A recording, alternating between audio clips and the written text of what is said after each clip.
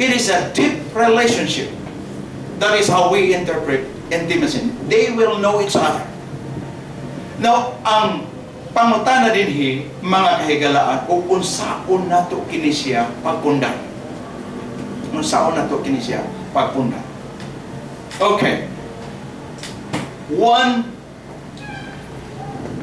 guide or one of the guides nga gikinahanglan kini o gitawag og pagsalig, a trust in commitment, sincerity and honesty that we can share with each other.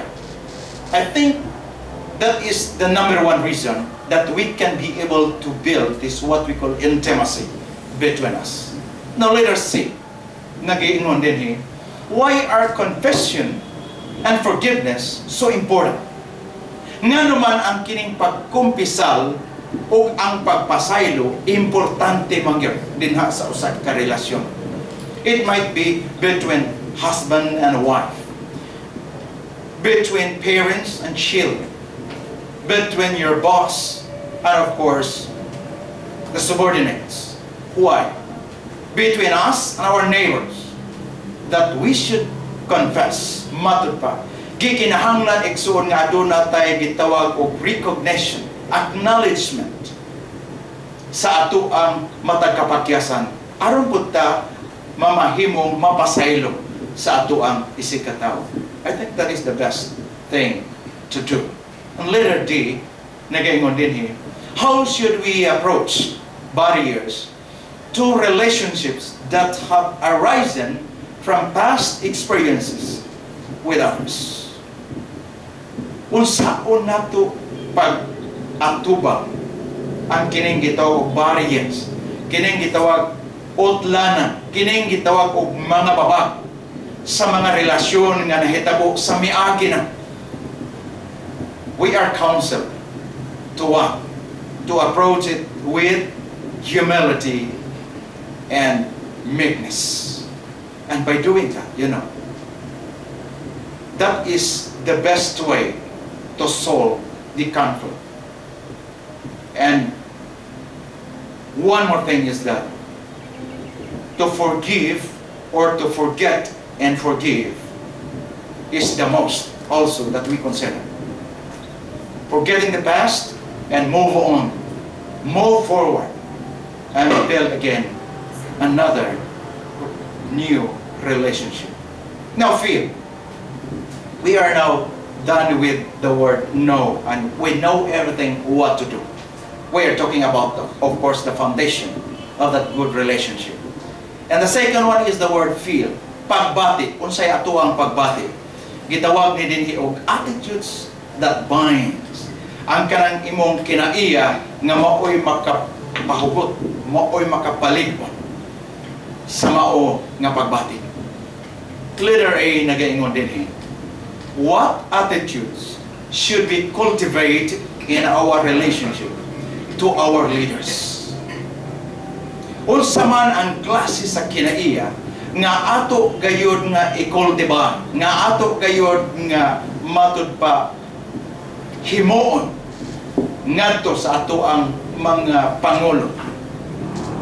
Pangulo sa sosyedad, ngadto sa atong mayors, ngadto sa atong kapitan, sa atong mga konsehal, or even towards our president. President Nonoy, of course, ni ini nga ato ang nasod. Unsa man ang ato ang attitudes. In other words, if we got to say also in their side, what will be also their attitudes towards us as followers. Gitawag kini siya mga kahigalaan o symbiotic relationship. So, definitely we've got to respect and trust our leaders. In return, they've got also to respect us. So being a leader, that it's a very known cliche. Follow the leader. Of course, we've got to follow the leader if matod pa, the leader still following what is right according to God's principle. Our children and other family members our neighbors, those with whom we disagree. Unsa may atong himuon niini. Mao na ang pangutana igsoon nga angay nato hinuktukan kung unsaon nato pagpamaagi nga kini nga klase unya nga attitude makapapugong, makahupong kanato ngadto sa usa ka pagbati sa maayo nga relasyon. Letter B, nagaingon. How did Christ model relationship with leaders, with quarreling disciples, and with difficult crowds? What close relationship did he have, and how did he maintain this? Unsa may mga ehemplo nga gihatag sa Ginoo? Of course, we can read that in the Bible. A lot of examples that God showed to each one of us. First, matod pa niya din ha, if somebody will then or will do bad things to you, you've got to retaliate, or instead you've got to do good to them. May panultiyon nga nagaingon, do good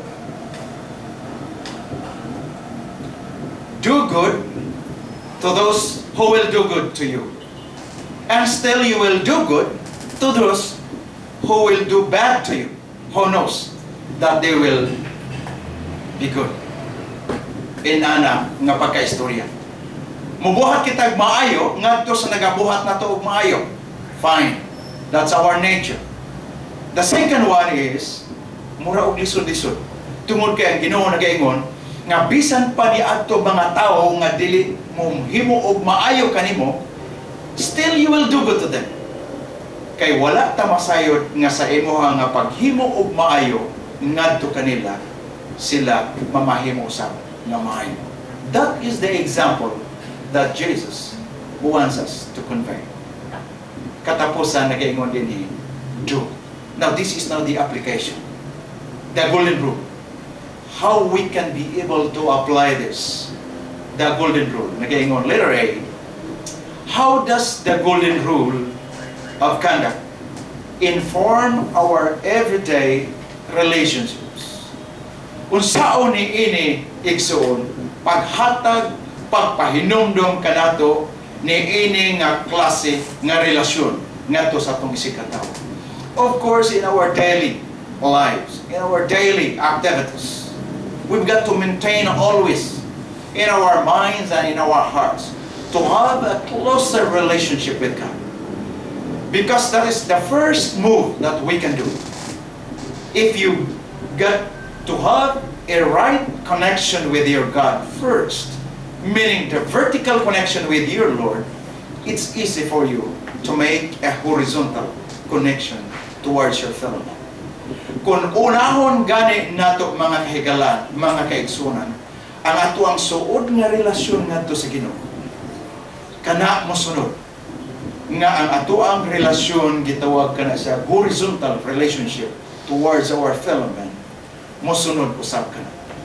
Letter B nagaingon, what needs to be done with Christ's help to promote healing in any of our present or past relationships? Usa na may atong himuon ni ini karon aron adunay gitawag og pagkaalim sa samad sa miagi nato nga naguba nga relasyon. Sa ako nang gikasulti, forget and forgive. I think that is the best solution to that problem. Forget and forgive. Usa ka ilustrasyon, adunay usa ka parisyon nga miingon ngadto sa iyahang priest. He told the priest that he has been shown by a vision.